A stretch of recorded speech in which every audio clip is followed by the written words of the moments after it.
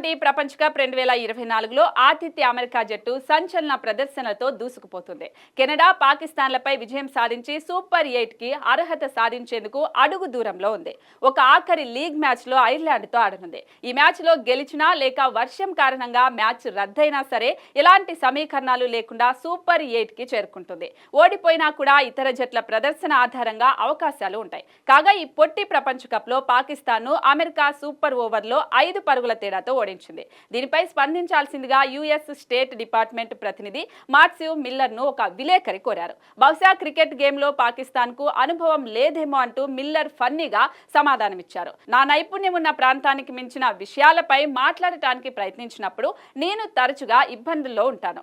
అలాగే పాకిస్తాన్ క్రికెట్ జట్టు ఖచ్చితంగా ఆ వర్గంలో ఉంటుందని నేను భావిస్తున్నా అని మిల్లర్ చెప్పాడు. జూన్ 6న డల్లాస్లోని గ్రాండ్ పైరీ స్టేడియంలో పాకిస్తాన్, అమెరికా జట్లు తలపడ్డాయి. ఈ మ్యాచ్లో పాకిస్తాన్ మొదట బ్యాటింగ్ చేసింది. నిర్ణీత 20 ఓవర్లలో 7 వికెట్లు కోల్పోయి 159 పరుగులు చేసింది. అనంతరం లక్ష్య ఛేదనలో అమెరికా సైతం నిర్ణీత 20 ఓవర్లలో 3 వికెట్లు కోల్పోయి సరిగ్గా 159 పరుగులే చేసింది. దీంతో మ్యాచ్ సూపర్ ఓవర్కు దారితీసింది. సూపర్ ఓవర్లో అమెరికా మొదట బ్యాటింగ్ చేసింది. వికెట్ కోల్పోయి 18 పరుగులు చేసింది.